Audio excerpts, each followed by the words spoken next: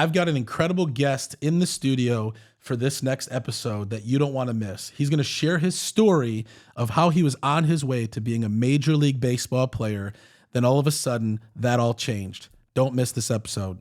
What's up, everybody, and welcome to the Justin Ford podcast, where I'll be releasing life-changing principles and valuable information focused on all things faith, finance, family, fitness, real estate, and so much more.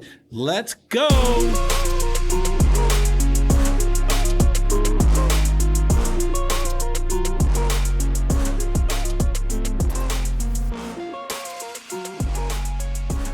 What's up, everybody, and welcome back to another episode of the Justin Ford podcast. Super excited to be with you here again today.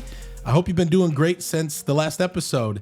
And do me a favor, if you're loving the episode, you're loving the show, go ahead and hit the subscribe button here on your favorite podcast platform or here on YouTube. And if you're really, really loving the show, go ahead and leave us a 5-star review. We always love to hear from you and your feedback. Definitely lets us know that this show is making an impact. If you haven't followed me yet on social media, you can at the official Justin Ford. Again, at the official Justin Ford. You can find me on Facebook, Instagram, TikTok, LinkedIn, Twitter, now known as X, and YouTube. Got a great episode in store for you today. But before we get into that, I do want to remind you that this episode is brought to you by my friends over at Next Door Lending. Next Door Lending is a team of professionals that believe everyone should be treated as if they lived next door. The founders and team members have more than 150 years of combined loan experience, helping clients all over the country choose the best loan program to help you accomplish your goals. Next Door Lending is currently licensed in over 27 states and has a team of over 100 loan officers specializing in helping you get the best rate and terms.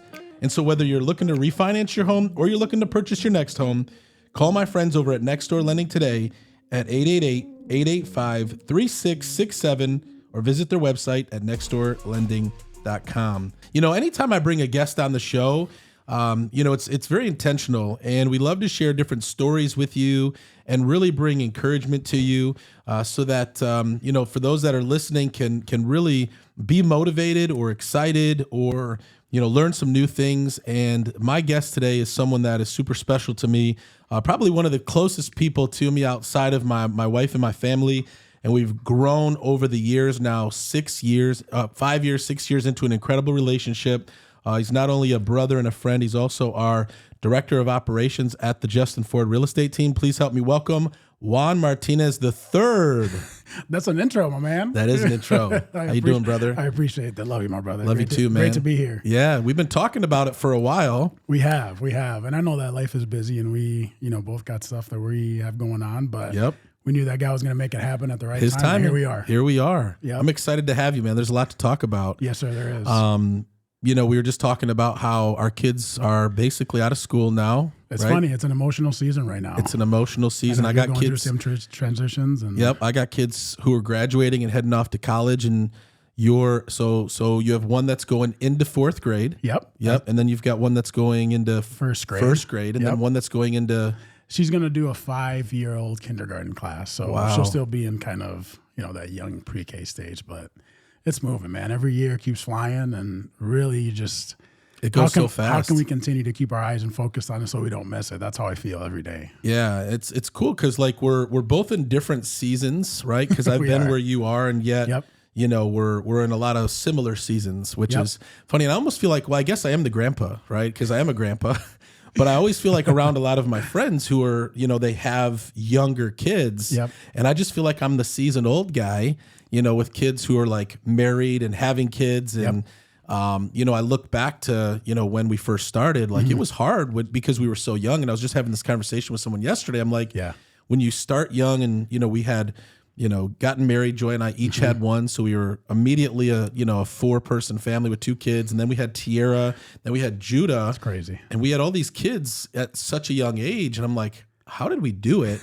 And now I look like we're 40 and 41. And now we're down to one kid in the house with Judah. And it's like, Joy was telling me the other day, she's like, if we never had Judah, we'd be empty nesters already. That's a crazy thought. Oh, my gosh. That is crazy to think, right? Yep. And so it's cool because, and obviously you and I have talked a lot about a lot of stuff, but now I look at how, being where I am as a dad and as a parent, to be able to even encourage, people with younger kids who are walking through, Yep. different seasons and, different, age groups because we've been there. And you do it without maybe even knowing, because we have a lot of conversations. I hear the scenarios, the prayers, and different things, and even your perspective about investing in your kids and their schooling and all that. All that's impacted me greatly. Yeah. And the decisions that I have with the kids. So It's exciting. yeah, Yeah. it is. It's It awesome. is.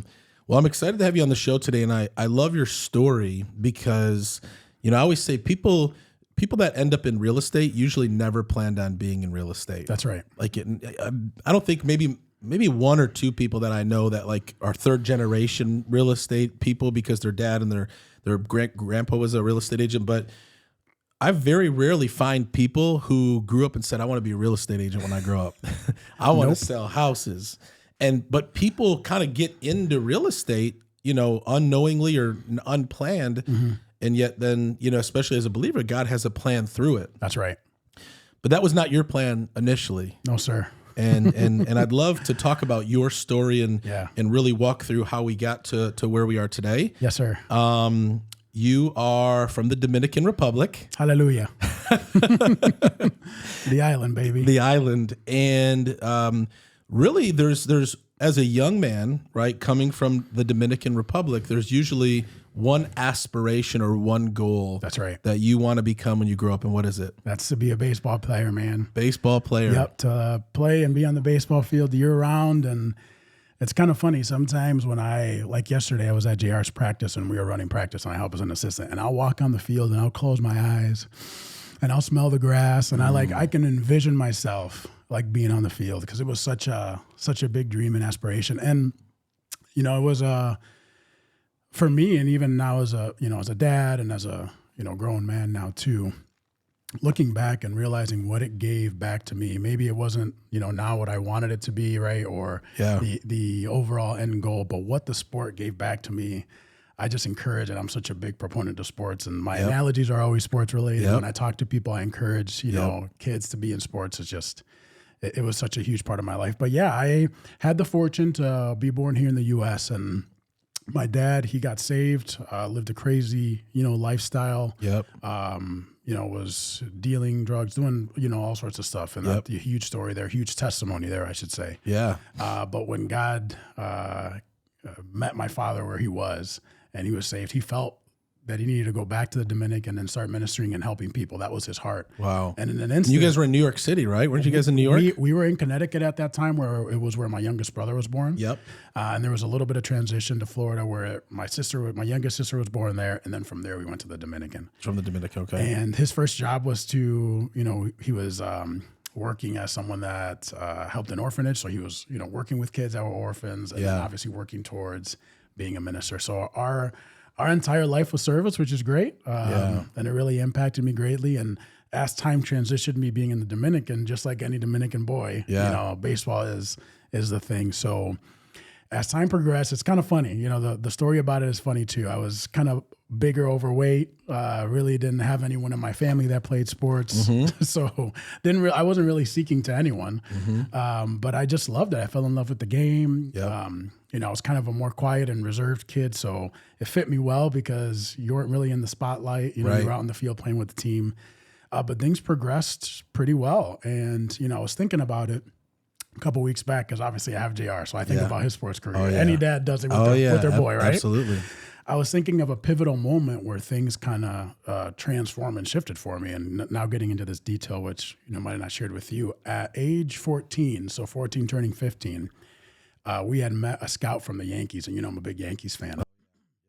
And I got invited to go to their camp. Every major league team has a camp in the Dominican, and they play like a rookie season down there. Because the Dominican is a big feeder for the MLB, right? I mean, I'm biased. I'm going to tell you that the best players come out of the Dominican, right? So, but there's every major league team has a minor league camp established down there. Wow. Because there's so much talent, and each team has 40, 50 players that are signed, it just goes to show how much talent there is down there. Yep. But I get invited to this camp and I'm just walking in and I'm just looking around and like, I still remember that overwhelming feeling of like, man, this is like amazing. And you were like, 14 years old? And I was 14. Wow. And I'm walking in, I'm talking to the scouts and I remember like, wow, he's, he's big hands, big kid, like, and it kind of got me out and doing some swings and which was crazy. They wanted to keep me right there and then. Wow. And they wanted me to stay in the summer, and they were just going to help me train up. But my dad, At 14 years old. He had hesitations, and He did, okay. and we didn't have experience because we didn't have anyone in our family that played. Right. So he said no, so then I left. But at that moment, that's when it became real for me. You knew you could kind of taste it, right? It was tangible for me at that point, and Yeah. it flipped the switch in me. And then from there, I just went into the grinding where Wow. any moment that I had, I was swinging a bat with a broomstick trying to hit little corn pieces, like anything and everything. I was swinging at tires. I had a tire, swinging at tires, trying to gain strength. I mean, every waking moment I was, investing in it. So as time progressed, got a lot of great opportunities. I tried out with multiple teams, tried out with the Braves, tried out with the Cubs. Had a Tiger Scout come see me play. So things were progressing, pretty well. And then I made a big decision at age 16, 17 to move myself. We were living in the capital, which is Santo Domingo, to move myself to San Pedro, which is like a breeding ground for baseball players. Baseball was played everywhere, but this specific town is really well known, for coaching and a lot of good athletes coming out of there. Robinson Cano, his father is Jose Cano. He sponsored a club team, and I was able to train in that club team. Wow. So then through that process, continuing to playing year round, the biggest and best opportunity that I got, which we've talked about and I've talked to some people about, was with the Arizona Diamondbacks. So spent some time in the local camp, spent some time talking to scouts, got a lot of good opportunities there. And, sure enough, similar story to a lot of people. I probably was dealing with, an injury for, some time before. I tried to think through where my performance was, and maybe there were signs prior to, but, obviously I wasn't, where I needed to be physically. They noticed that. And because of the competitiveness in the Dominican, I was fortunate to be born here in the U.S., which, we'll continue that in the next part of the story, how I ended up here. But there's so many kids to choose from. Typically when you're there, then your career is done. Right. You can be 16 years old, and if you're not picked, the next year, you could be completely done. And that's because you're getting older and they want the younger. 16, 17-year-old is like your wheelhouse of time. Yeah. So unfortunately for me, again, things didn't, progress. And it's a big part of my story now, Justin, too. And I think, I'll take a pause here for listeners. Oftentimes we find our identity in something. And I think, that's not necessarily a problem. That's not, something bad, but we need to be cautious to that identity not associate it with our value. Our value, who we are, what we're created to do isn't necessarily tied to what we're able to accomplish. And that's a hard thing that I'm working through right now. Typically, I want to associate myself being great with what my output is. And if my output isn't there, then my worth is low, and that's not what God says. That's not who anyone is made to be. But that's something that I struggled with at that point and still work through today. And it's interesting that you say that, because I was actually having a conversation with somebody on the phone on my way here to the studio, and what she was saying is her and her husband have been in a season where things have been really tough, and they haven't been getting the results that they have been hoping to get. And she said it immediately caused her to look at herself and say, what's wrong with me? Right? Because again, when you tie yourself to, results or outcome, and as long as those results and outcomes are happening, you feel great. Absolutely. You're positive, your self-esteem is high, you're feeling good about yourself. But the minute that things turn or are not working that way, like it's easy to get discouraged and beat yourself up and all of that. And I want to just back up with your story just a little bit, because I think it ties right into what you're saying is, you started playing baseball at what age? Man, the first time I picked up a bat, I must have been 6 or 7. 6 or 7. And I remember you told me a part of the story is in the Dominican, like there's not a lot of options, right? As far as, growing up and aspiring to be something. Right. So from a very young age, you aspired to be a baseball player. That's right. And you had mentioned to me that in the Dominican, they actually, even from schooling, right? Like you get out early, or you don't have to go to school at a certain age because you go right into baseball. So you had really dedicated your entire life. That's right. All that you were living for, working for, breathing for, preparing for, was to make it big. At one point, it was like I'd wake up at 7 and my coach was on a moped and I was running miles. And then he would bring me back on the moped. I would have lunch, take a break, take a shower, and then go back and do field work. Then I'd take a break, then go to the gym. I mean, and a lot of kids, they encourage someone to get like a GED, which is an advanced way to get your high school degree. But some kids, they don't even care. They'll be like, I don't need that because this is what I'm going to do. This is what I'm going to do. This is what I'm made to be. Right. This is what my parents have told me that I'm going to be. This is what the culture and what people say that I should be doing. So you do when you commit yourself at that high level. Yeah.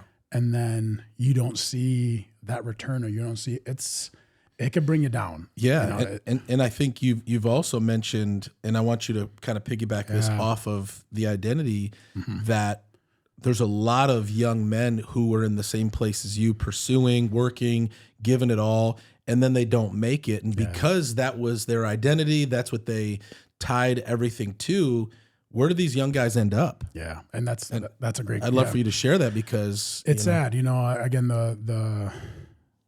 the majority, the vast majority, because you pour your life into that, then you end up resorting to what the easiest thing is. Right. And that is oftentimes tied to whether that be gang, drug related, theft, all that stuff. Right. Because you're frustrated because you didn't make it for you. Yeah. So then you almost shift your frustration into something else. Yeah. It's few that say, you know what, I can kind of move past this and there's something else for me beyond this, but that's not always the case. Right. So the majority of these young men, which is why this is a long-term vision, and I've talked to my dad so much about it, I would love to be able to be a part of connecting young men that are still 16 and 17, not official high school graduates. Right. When it comes to, American age, there's so much more to life. There's more opportunities you can continue with this. It'd be so cool to be able to connect a college program and these kids, because huge ministry, in my mind there, but they resort to nothing, because they don't even have a lot of options. So like you said, they just look for what's easy. That's right. And resort to the making those poor decisions. Yep. But for you, I want you to kind of pick up where you left off of. So you're 16, 17 years old. Yep. You're with the Arizona Diamondbacks. What happened after that? Yeah. Then, obviously the opportunity shut down at that point. My performance was going down later, I found out, and even now still, it's kind of funny. I still deal with my shoulder. Yep. And once they know that there's an issue, like you're done. Especially because there's so many to choose from, right? Yep. So, years later, I could, understand that my performance wasn't what it needed to be because of what I was dealing with. But in a second, it was done. Done. So no other tryout opportunities, no other nothing. Yeah. And here I am sitting at home, having conversations with my dad, not knowing what was next for me. It's vivid. it's vivid for me right now. Yeah. And listen, there's so much beauty in my story still after this. Yeah. But that moment, my mind sometimes takes me back to that moment. And it's, sometimes again, the enemy will use it to, bring me back to a moment of, you weren't good enough. You weren't prepared enough. You didn't put enough into it. You said you loved it, but did you really?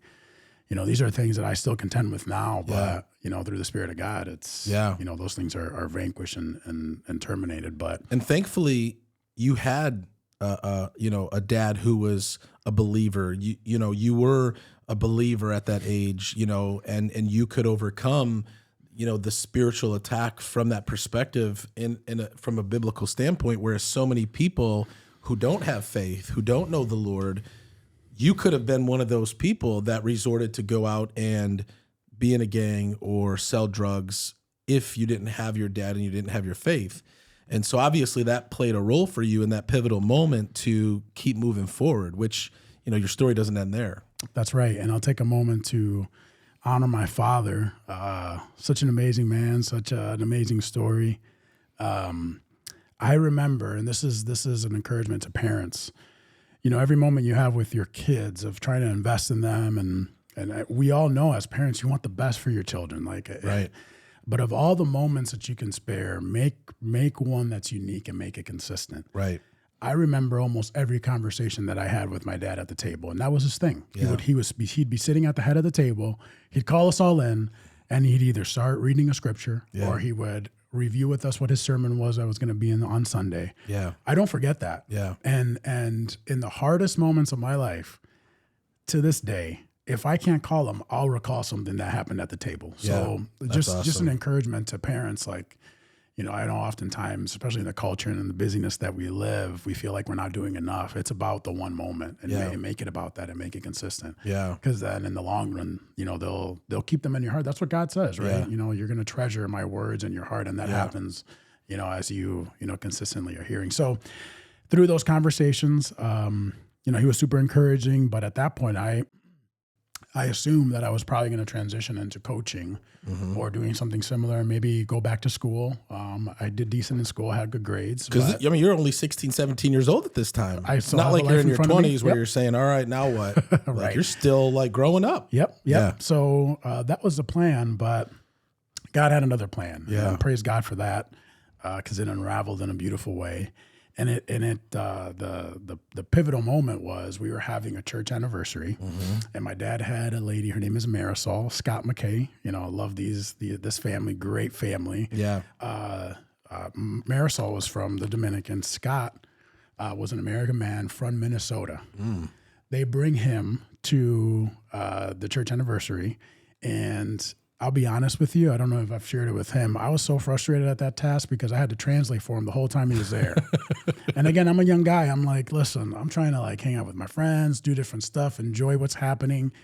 And my dad was like, no, you need to help him, translate for him. I'm talking like the sermons, the everything, any conversation he had, I was there with him trying to translate. So we kind of started talking, and I developed a small relationship with him. And through the time of him being there, he said, you know what, Juan, I feel led in my heart. And I was talking to Marisol about this over the last couple of days that we've been here. I feel led in my heart to make an introduction to you, to someone that I know in Minnesota. I was like, oh, interesting. What is it? It's like, it's, you know, his name is Tim, and he actually is a coach of a school that's a Christian school. And I said, oh, interesting. So there's a baseball program. He said, yeah, there's a baseball program there, and he's transitioning, trying to start up this program and really make it something special. And I said, that's very interesting. And I said, sure, sounds good. We'll make an introduction. Yeah.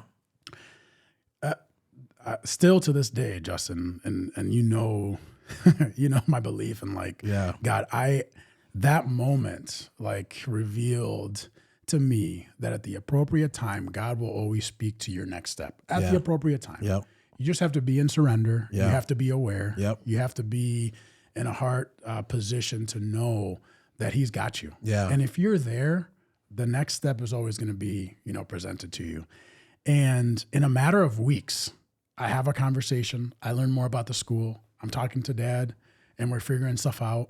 And then it's like, God is speaking clearly to us. This is what you need to do, more clearly than ever. Yeah. And sometimes I'll go back and say, Lord, just speak to me the same way that you spoke to me and told me to come to Minnesota. Like sometimes I'll go back to that because it was so vivid for me. You knew.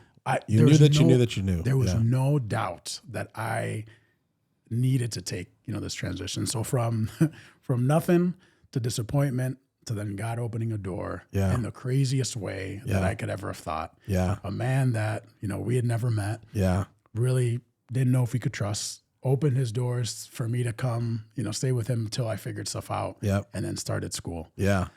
Crazy. Yeah. Super crazy. So you go from the hot, palm tree, ocean breeze, Dominican Republic to like one of the worst places for winter in the country. So the first night that I got there, it was probably like, this was in the winter time. So it was probably like, I'd say maybe mid 80s, low 80s in the Dominican. Yep.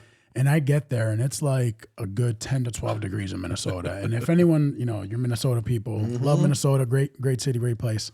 It's cold, man. And it snows a lot, and it's not like for the faint of heart. This place it's rugged. And I'll never forget getting off of that plane, being freezing, getting into the house, getting my, dinner and all that stuff, just talking through.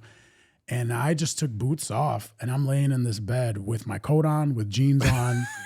And I'm just like laying there looking at the ceiling thinking, this is a mistake. Yeah. This is not feel good. This doesn't feel right. Yeah. People talk about, it just was crazy Yeah. how that transition hit me. But, you know, you get used to it and you keep moving forward. But Yep. was there, Scott Marisol's house, stayed there for a little bit until I was able to move onto campus and then work throughout the summer because I started the following fall in 2009. Yeah. Crazy, man. That's crazy. North Central, right? North Central University, you know, shout out to North Central, great school, Assemblies of God driven. Really cool, man. When I think about like my life and where my life is now, you know, I wasn't really open to wanting to go back to schooling and wasn't really, you know, wanting to explore that. It was, you know, what I felt God called me to do in the next step. But what I learned, you know, there, how my faith was built up, the relationships that I made that I still have. One of the most important relationships you have. Okay. The most important relationship. The most important relationship. It's crazy how that went down. I mean, I can go into that story, but the way that God moved in my life while I was there, Yeah. you know, and I really am thankful for the leadership of the school, you know, people that were there, guys that invested in me. You know, I've always talked about, you know, this to you, Justin, too, because I consider you to be this sort of person. There's been a lot of moments in my life from when I came back to the U.S. and I was here starting at North Central. Yeah. And that was a big transition for me because there was no family here, Right. right? There was no one that I felt like I could ever really trust. Right. And in every season, year by year, God brought somebody into my life that was pivotal for me in that season. Yeah. Whether that be a professor, whether that be my first boss ever when I was working at US Bank as a teller, Yep. whether that be Greg Leeper, which ended up marrying us and like is somebody that I can call to then me transitioning to Michigan Yeah. and then me meeting you, which we'll get into that. Yep. God knows what your needs are. Yeah. in every season that you're in. Yep. And oftentimes when you want to hear from him and you're expecting and waiting to hear from him, you know, oftentimes he puts people in your life Yep. that will supplement that. And he did. Yeah. But yeah, great relationships, great mentors. And you played baseball there. And I was able to play baseball, man. God kind of restored what you felt was lost. And you know what's funny is that I had so much fun playing. Yeah. You know, I didn't really feel the pressure. I knew that it was a big deal. I knew what it meant to my family to become a professional baseball player and what that would do to transform my family. But I didn't really feel the pressure of it. But it was just different playing at North Central. I was having fun. I enjoyed the traveling, made great friends. My freshman year, you know, we played in a division that was a Christian collegiate, NCCAA, and I was made All-American, you know, that year. We made it to the College World Series, which, you know, that wasn't an expectation for us to do, Right. For the Christian Association. So it was so much fun. It was great. And God did restore that and allowed me to close it in a way that I had a little bit more control. Right. It didn't end as a like a negative. You were able to actually close that chapter. Yeah, you know, my shoulder at my junior year really started, you know, hurting bad, and so was one of the reasons that I pulled back. But it was such a great time. Yeah. But yeah, God brought about so many beautiful things, Justin, out of that season there. Yeah. And then my spouse. Yeah, you met your wife there. So listen, man, this is how it goes down. I'm going to share this story with you because Can you imagine if you would have told your dad, "I'm not interpreting for this guy"? Like, because you were frustrated. If you wouldn't have interpreted for this guy, you wouldn't be here right now. You wouldn't be married to Erica, and you wouldn't have your kids. So even in that moment of frustration, God moved in it. It's so crazy how So awesome. this is the reality of how he operates with us in this free will. Yep. Right? He's always going to be present, but Yep. ultimately it's our decision. And oftentimes fear. Yep. You know, there was a lot of fear in those moments of making the wrong choice. You know, and I know people, you know, deal with that currently now. Yep. Goodness, Lord, are you going to move? Is this going to work out? Right. If you feel peace, man, then Right. God's in it. Right. Because we're living in a world that there's not much peace. If you feel peace and you feel direction, Right. God's in it. Move Yep. forward. 100%. So my computer breaks down. Yeah. I'm over here trying to work on projects and stuff, which again, I did not enjoy much. Yeah. Papers. Yep. And I make my way to the computer lab. Yeah. I'm hustling and bustling, and I got my, you know, luckily I got my paper and, you know, doing stuff, working and editing. It's like, okay, I think it's done. I'm going to print it out. And I look over to who's dealing this desk, and it was like literally a light that came down From heaven shining on Erica. And she says, "Oh, I was like in my sweatpants and like looking funky." She would tell you, but I was like, "Lord, you have come here this day. You have shown your presence here today." And it's funny. She laughs at me still because my line was, hi, I don't think I've met you yet. My name is Juan. Because I was like pulling all the like, there was buzz because I was there, it's baseball and stuff. Yeah. And she was like, oh, hi, whatever. Yeah. So it was great, man. We started, had a really good friendship, hung out, went on a couple of kind of casual dates and then started dating. And it was awesome because we were able to have that relationship 4 years of a solid relationship before we decided, before I proposed to her. Wow. And then we got married the summer that I finished and graduated. So that's so awesome. So the biggest blessing, right? Yeah, absolutely. Because look at myself now, that decision, getting married with Erica, and we were in Minnesota for a little over a year before we decided to move to Michigan. She was my main motivator to come to Michigan. Because she's from Michigan. All her family's here. We had Esperanza. And she was 2 weeks old when we moved here. Wow. We wanted to be closer to family, and I wanted obviously for her to have that support. Yep. Her parents are such a blessing in our life in every way. And she wanted, her kids to experience grandma and papa. Right. So we picked up and moved, and that was kind of tough. I'll kind of reel it in with this transition. I was still trying to find myself in regards to, what God wanted to do in my life. I wanted to take it upon myself to figure that out. I was really questioning my school decisions. Maybe I should have gone and done some sort of specialty. Maybe I should have invested a little bit more time in something different because I took a job that brought me here, but still felt a little bit kind of lost in what I was doing and what I should be doing. And I'll share this with you. This is something that I've learned because I think I've spoken to you this. I've had like 25 jobs in the last 10 years. God is always in what you're doing if you make the decision to follow Jesus' heart in your assignment. Right. Jesus' heart is simply people. Right. It's real simple. If you are able to serve people well, and you love people, and you can be a reflection of what Jesus is, whatever you're doing, you're going to see favor. Yeah. Because his ultimate goal is for the people that he's placed around you, that you may be able to make an impact. I wish I would have known that years ago because I feel like I wasted some time in some jobs. But moving in that direction now, I try and love people well, no matter what I'm doing. And you do a great job at it. I appreciate that. Yeah. Love you, buddy. Yeah. But had a job doing loans, had a job doing credit rehab, counseling. Had a job, like all sorts of different jobs. And in the midst of this, which is a big, part of kind of our belief system and what God's doing in the marketplace, I was always contending with, should I be in ministry? Because I wasn't happy with what I was doing. Right. But again, my focus wasn't where I needed to be when I was doing some jobs. I wasn't happy with what I was doing. It must be a sign that God wants me to be in the ministry. So at a pivotal moment, I had an opportunity to move to Georgia with a job in a company. Interviewed and went through the entire process. I was working for a company here and I was going to transition down there. But at the same time, God had opened the door for me to work at a church that Erica was an admin at. And the church was growing, things were moving forward, and there was a need for some sort of executive pastor role or similar to that. So we ended up going down that route. So it kept us here in Michigan. And I'll tell you what, those are 2 great years of my life. Investing into that church, really using some giftings that God had placed in me, the love for people. So I grew up serving in church.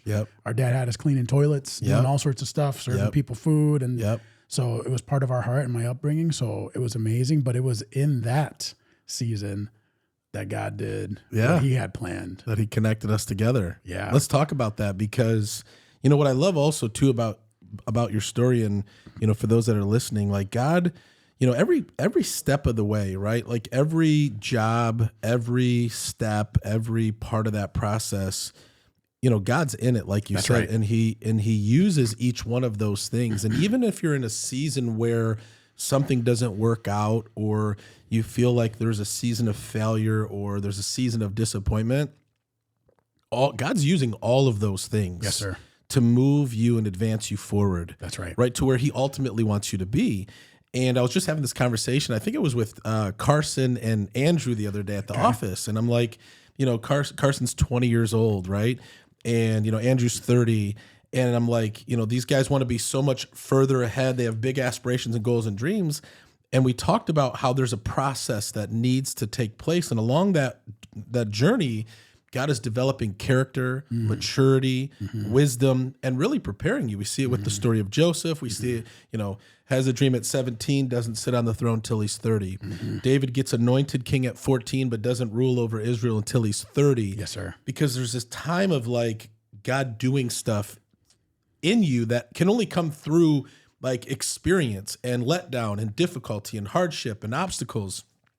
And, you know, along your journey, and even again, for those that are listening, like God is in the journey. He's in the process. He's in those moments, you know, when you feel, where am I? What's going on? Yep. You know, what's next, Lord? You know, what, you know, and even being unsure, right? But it's that faith, right? Because faith is the substance of things hoped for and the evidence of things unseen. And sometimes that's all we have. And as humans, we want to see the next step. We want to touch it. We want clarity. We want to know when the door's supposed to open. We want the exact process. But if we knew all of that, we wouldn't need faith. There you go. So you're at the church and you decide to get in real estate. I realized that really my ultimate call was not to be a lead pastor at a church. You know, that was my father's path. That was my brother's path. Love my brother and the amazing things that they've both done in ministry. Yep. But that wasn't the path that God had for me. Right. And it's kind of nerve-wracking because I had no idea what to do. But look how God works, man. Yeah. It's just so crazy. I have a friend named Joe that we both know. Yep. Joe is getting his real estate license and is getting into it. And he's like, Juan, you got to get licensed, man. You just got to do, like, God's going to use it. Something's going to happen. And I'm like, oh, okay. Like, again, in my mind, just go back to what you know, a normal job, whatever. Yep. This is different. But I meet a lady. She was a local real estate broker in my area. Yep. I tell her what my plans are. Yep. She says, get licensed and we'll get you on the team. Yeah. I said, that's all you needed to say. Yep. Take my courses, take my test, square it away. Yep. Reach out to the lady, ghosted. Like ghosted completely. Yeah. That's crazy. It was a little bit discouraging. I'll bet it It was was. almost a sign of God telling me like, no, this was, you just went on a whim on this. I was like, I cannot believe it. But there was a lot of work put into it. Obviously there's, you know, some resources put into it. So I'm like, tests, I can't just money. let this go like this. Let's try and figure out what we can do. Yep. So, you know, LinkedIn was a big thing at that, and it still is. So I said, you know what? I think a good idea would be is just to try and figure out who I can connect with. Yeah. And really try and figure out just a lunch to learn more. So don't pose it as like, you know, this is me trying to strategize. Like, try and get some brokers some lunch and really learn more about what you can do. Yeah. I must have messaged probably 50 brokers. Yeah. You know, more or less. Yeah. And this is like, you know, half an hour away from where I was, which I was kind of in the Walled Lake, Novi area. Mm-hmm. And 2 weeks go by and nobody responds. I'm like, so this is 50. for sure. So this is for sure the Lord. That's just, shutting this the down. door's closed. You know, where I'm, talking to Erica, let's transition. And all of a sudden I get a message back on LinkedIn, and the message says something along these lines. You know, I never, hey Juan, I appreciate the message. You know, I never go on my LinkedIn typically because I get so much spam. And when I see random people just messaging me, I don't really pay attention. But the Lord led me back to my messages, and I just kind of started scrolling, and I saw your message and I read it. I would love to meet with you. Let's sit down so we can, introduce ourselves and just get to know more. And that was Justin Ford. And I'm looking back. Yep. I'm looking at it right here. It was the date you messaged me was July 2nd, 2019. And here's what it says. Hi, Justin. I've recently passed my real estate salesperson exam, and I'm looking for a broker in my unique situation. Would you be willing to have a 10-minute conversation? Thank you for your time. And then, I do a post about a showing agent, I guess. And then 4 days later, you're like, hey, good evening, Justin. So sorry for the late message. I noticed you were looking for a showing agent. Is the role still vacant? Thank you for your time. That was July 6th. That was the day after my birthday, by the way. Dude, I didn't reach back out to you until August 22nd. And so here, to piggyback off of what you just said, is like, I never go on LinkedIn. Matter of fact, I don't even think I've checked my messages probably since then. Since that one. Because I feel like LinkedIn is just like a spam fest. Like, sign up for this, I can sell you this. Yep. And at that time, I was in a place where I was in a transition. I had my independent brokerage. Mm-hmm. God, I felt like, was closing the door for that. I wasn't hiring any new agents. I had no idea what the path forward was. And so, like, I had people maybe wanting to reach out and be on the team, or, like either agents were leaving or I was telling them, we weren't doing anything. And it was me, Joy, and Tiffany in like a 4,000 square foot office. And we had no clue the direction forward. God just told me to keep moving forward. Yeah. And so that day, the Lord told me to go look at my LinkedIn messages. And again, a month and a half later, I see your message. And the Lord said, reach out to him and meet with him.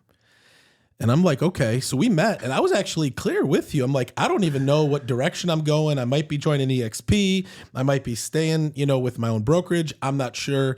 We met at Panera. We had a conversation. And then I don't even really know how it happened, but we just decided that we both felt led that you were going to come on board. And at that time, you had no real estate experience At all. So you joined the team. You were already working a job. Yep. And we just come up with a plan like, Juan, just come into the office and watch what I do. Take it from there. Oh man, I'll tell you what. This is a special. It was special, right? Because a lot of folks know about your success, Justin, and they know your track record. They receive training from you. They learn from you in different ways. But no one's ever had the experience that I had, so I can claim that. That's true. This is true. And in a very quick way, I was able to master some areas in real estate. So this is what we ended up doing. Yep. Anytime you had a listing appointment, Juan was my driver. I was driving. He literally drove me. He listened to the calls that I made during the drive. That's right. The negotiating of contracts. That's right. All the stuff that I was doing. Yep. And you were driving, and you went to the appointments with me. I went to the appointments. I saw you battle objections, combat, offer value, build relationships and create relationships with people, which is one of the things that in our time isn't valued as much, but you have a great way of building great relationships with people. Yep. I was there having a front seat, and it was the best because there was no pressure on me. I was just watching, laughing. We had a lot of fun. It was awesome, man. It was honestly one of the funnest times I had just doing that. Yep. But I was with you. I was with you at times in the office, listening to you prospect. Yep. I'd ask questions. You'd point out things for me. Yep. And we did that for about 3-4 months. We did. Yep. And then you left one day. You had a trip. I did. I'll never forget this moment. Okay. Because, you're busy. You got stuff going on. But I'll never forget this moment. It's like, hey, buddy, I need to travel. I need to do, forget where you were going. There's a lady that wants us to go, meet with them and do, I need you to go out and meet with her because I'm not going to be here. Yeah. And I said, oh my gosh, like I literally the fear, like in my belly because I didn't. And then I just sat and I noticed why it's an important moment for me because I value that time that I spent with you and the time that you invested in me because I was like, oh, I know how to do this. Yeah. From getting myself prepared to getting there and getting the listing. And you know what? I think it was a listing that she didn't list right away, but then I think in months or the following season, she ended up reaching out back and listing. And again, you prepared me well. and then we were off and running. Yep. And at that time, again, I still wasn't sure, what we wanted to do, but you had expressed like, hey, I feel like my season at the church is coming to an end. And I'm like, well, then let's bring you on as like an executive assistant. Yep. So we bring you on full time. And I had you pulled in a million different directions. We were running around like a chicken with our head cut off. We're like, let's build a team. Yep. We move over to EXP. Yep. And I realized back in that season, I wasn't really clear on the bigger picture. And I had a lot of growth, right, that I needed. And you and I were really trying to learn how to work together. That's right. And at the same time, you have, a wife and kids at home. And, there was an opportunity that came your way to where, we, after what were we, about a year, right, total? Yep. You decided to take another position. Yes, sir. And that was difficult for me, and I know it was difficult for you too, because, I felt like I knew that God wanted to do something with us together. Yeah. And I believe you felt the same thing. We just felt like the timing was not there. Yeah. And it was hard for me because after, my previous company not working out and having a team, I felt like I was back to square one, man, this stinks, Juan's leaving, we had built a close relationship. I wasn't even wanting or looking to bring a person on or start a team again, but God opened that door and I'm like, I thought I made a mistake. You know what I mean? Kind of like how you look back in times where things weren't working out and like, God, was this really you? What happened here? Like, I thought we were moving forward. So you take another position And we both said, we don't want this to affect our relationship, because our relationship as brothers and as friends was more important than our relationship in a working environment. So I went through a period of time where, I started focusing on sales again and just really working on me and developing me. Started doing more coaching with Glover U. You're working at another company, you're growing, you're learning. But we stayed in touch on a regular basis, and we knew that God was going to bring us back together at some point. And we even prematurely tried to reconnect multiple times, and it just wasn't the right time. Yep. And I really struggled again with, am I supposed to start another team? Am I supposed to stay solo? Yeah.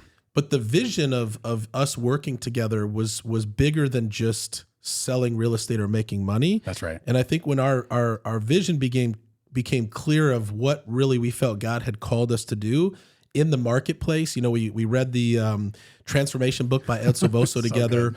Good. You were there the first time we did our prayer circle, and now, at these Glover U events, now it's like 50 plus people coming and getting saved and healed and all this stuff. And you were a big part of that. But we started to get a vision of something more. Yeah. And you felt it too, because you're working a job. Yeah. And I'm providing for my family, but this isn't it.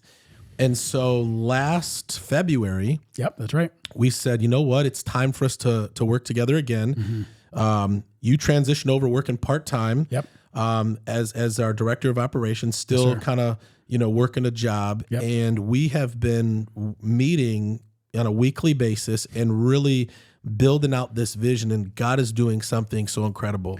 It's so special to, this relationship. It doesn't happen often, right? Right. When people separate, more often than not, you don't go back. Right. I think it just, how things progressed for us and how we remain connected just solidifies like God has something for us as brothers. Yep. Super excited to see what that's going to be as things move forward. Yep. But our heart is aligned in that way. Yeah. And, oftentimes you go through seasons and you think you're prepared and equipped, and you count on a specific set of tools and a skill set. And this is why the process is so important that you were discussing with Andrew and Carson. Yep.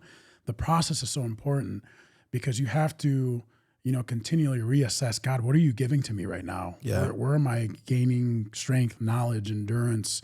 Like, what is it right now in this moment? And if you're consistent in doing that, then whatever God's preparing you to do, you're going to get there quicker. Right. Because God's contingent upon us being prepared. Right. 100%. At this point, he doesn't want to let us fail. We talk a lot about the talents. Yep. I want to be in a position where I could be trusted with 5 talents. Absolutely. But God's going to give some 2. He's going to give some 1. Right. And he's going to give those that are prepared 5. Yeah. I don't think there's any, discrimination or against, but it's those that are going to be prepared that are going to get the assignment when they're ready. Yeah. And I think for us, that's what happened. Yep. When we separated, we really, acknowledged that there's some areas that we need to grow in, and we went after it. Yeah. and we've seen how that season has affected us now. Right. How in, a part-time basis, we can really move things forward and seek the Lord, continue to seek the Lord, know what to tackle, how to tackle it. Yeah. And that's been exciting within itself. Yeah. Like just in, small hours on a weekly basis, being able to progress things forward. Yeah. And so now we have a team of 15 agents total. There's 15 of us. Yep. And, when I last year decided that I was going to, go at this team thing again, right? Mm-hmm. The Lord said, I have something in this for you that I need to teach you, because where it didn't work was when we first started working together, I was trying to have you do all the stuff I didn't want to do, but yet God was like, I need you to do these things and learn these things, because if you're the owner of the company and you're the leader of the company, you need to know these things. That's right. God forbid, if I had you or somebody else in a role doing all of these things and you leave or you die, where does the business go? You know what I mean? That's right. So I've been in the trenches, right? And this sure because have. you've seen a totally different change in me over the last year and a half of laying this foundation, putting systems and processes in place, being dedicated, being committed, showing up, doing the hard stuff. And now we're at a point where things are really starting to take off. And the vision that you and I have always talked about is not just helping people on our team make money, but to live a great life. That's right. And now we see God using us through opportunities to minister to the people who are on our team, to really pour into them, from a life standpoint. Even some of these young guys like Tyler and Carson, raising these guys up and mentoring them and discipling them to become men of God, right? Not just a great real estate agent.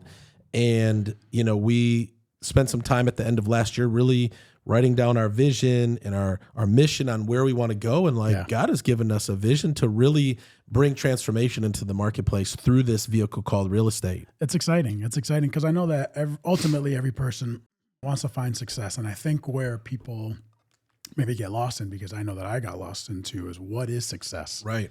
You get lost in that, and more often than not, you go with what you're seeing and what people are projecting to be success. Right. Yeah. So that's, money, house, car.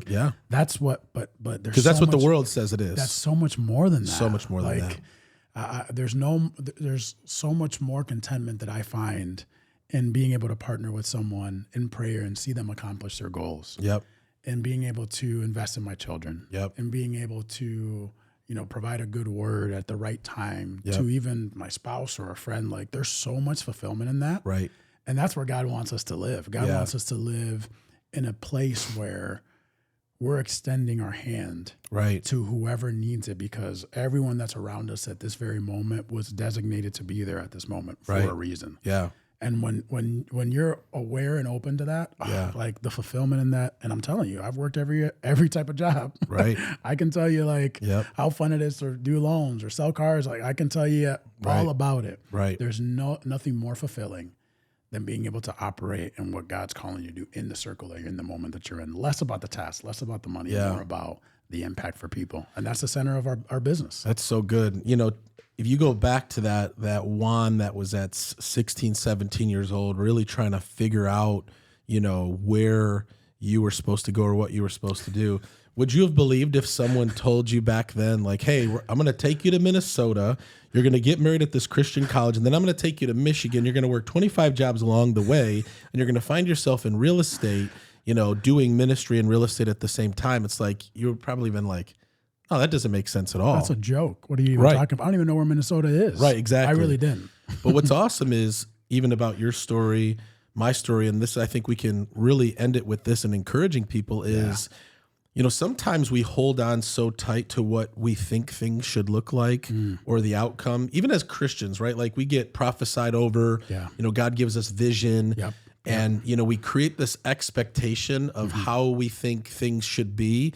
Even being a dad one day, being a husband one day, pursuing success or ministry or whatever it is. And we create this, like, I'll call it a fantasy, right? Of how we think things should be or are going to be. And when they're not exactly like that, it's easy to get discouraged or disappointed because we had this expectation for things to be a certain way. Yeah. But when we put our faith and trust in the Lord that He knows best, and we allow Him to do what it is that He wants to do, it may not look like what we thought, but if we're holding on too tight to what we think it should be, we may miss what God actually wants to do. That's so good. Yep. And I love what you said, even with this, is like, your dad was a pastor, your brother's a pastor. It may have been easy for you to think that was the place that you were supposed to go just because. That's right. But yet prayed to know that wasn't your path, and God has led you here. How many people are in a pastoral role or a role anywhere that they're not even supposed to be, but they thought that that's what it was supposed to be, and they're unfulfilled or they're not happy. Yeah. And so I think where we can encourage people, and I want you to give a final encouragement based on your story and those that are listening, is, trust God. And even if you're not a believer, trust the process. That's right. To know that, you're on this journey called life. And as long as you're showing up, you're trusting the process, God is going to lead you ultimately where He wants you to be able to do His purpose in your life. That's so good, man. Yeah. And I do. I think, if I can share some final thoughts, there was a testimony that was put on an album for a church that we used to go to in Minnesota, and the lady was sharing a testimony of a difficulty in her healing. And she paused for a second and said, "Do not disregard the treasures that you find in your valley." And that rocked me to my core, because when James is writing to count things for joy when they're difficult, he knew that in those hard moments, that's where you find the goodies. That's where you find the goodies. Yep.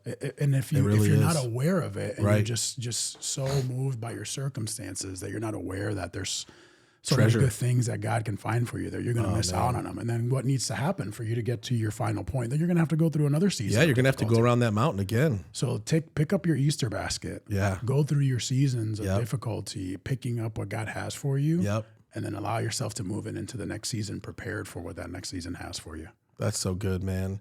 It again, just thinking on your story of, there was that moment where you could have gone completely in the wrong direction. That's right. And yet God has been so faithful with your journey and had this planned all along. Sure did. He started you out thinking it was baseball and yet Yep. pivoted you, and boom, here you are. Yep. And I'm sure if you look back, now your wife, now your kids, where you are, you wouldn't change a thing. Not at all. You know what I mean? Yeah. It's just a beautiful outcome to what I thought was tragedy at that moment in time. Yeah. God's given me everything I need and now a mission, Yeah. to fulfill. Yeah. So, Close us out in prayer, Ron. Pray for those that are listening right now that may be on that journey, maybe facing tough times or really not knowing where, they're supposed to go and what they're supposed to do. you got it, my brother. Lord, we're always thankful because at the appropriate time, Lord, you give opportunities, even an opportunity like this for Justin and I to come together Yes, Lord. and reflect on what you've done, God. And for anyone that's out there listening, watching, God, I know that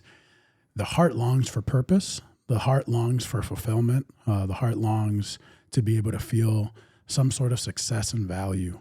God, I pray that you would transform the mind of many in a way that they would realize that their value and their identity is found in you, God, and that fulfillment that they're seeking, Lord, that fulfillment, that success that they desire is, Lord, all within your design for their life.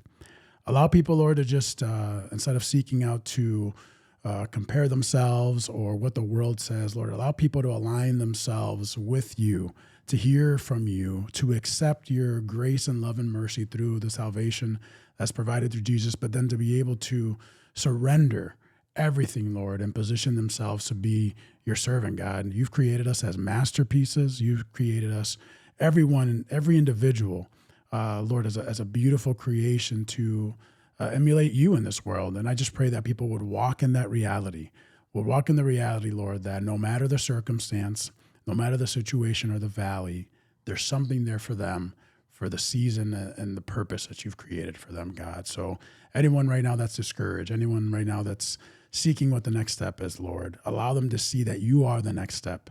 Yes, and Lord. through you, God, their fulfillment and purpose and accomplishments and everything you have for them will come. I pray a blessing for them in Jesus' name. Amen. Amen. Thank you, brother. I'm so glad we were able to have you on the show, and you're definitely going to have to come back, and we're going to do this some more. Love it. We'll do. Thank Love you, brother. man. I love you. Guys, thanks for tuning in to another episode of the Justin Ford podcast. This story that Juan shared, take from it, allow where Juan, was and started and where he is today to be an encouragement to you that, as we always say, it's not how you start. What matters is how you finish. Before we wrap up today, I do want to remind you that this episode is brought to you by my friends over at Next Door Lending. Next Door Lending is not just a sponsor of our show. This is our mortgage lender that the Justin Ford real estate team uses. This is where we send all of our buyers. And so if you are a buyer looking to get pre-approved, call our friends over at Next Door Lending. If you are looking to refinance and take cash out, call our friends over at Next Door Lending. And if you're a real estate agent looking for a great lender partner, call our friends over at Next Door Lending today at 888-885-3667 or visit their website at nextdoorlending.com. Guys, again, if you love the show, go ahead and hit the subscribe button here on YouTube or your favorite podcast platform. Go ahead and drop us a review. Feel free to follow me if you haven't followed me yet on the social media at the official Justin Ford. Feel free to reach out, connect with us. Let us know your thoughts on the show. Give us some feedback, and we always appreciate your just listening ears and your eyes watching the episode. Again, like I just said, there's two things I always like to leave you with. Number one, it's not how you start. What matters is how you finish. And number two, with God, all things are possible. God bless you guys. Thanks for tuning in, and we'll see you on the next one.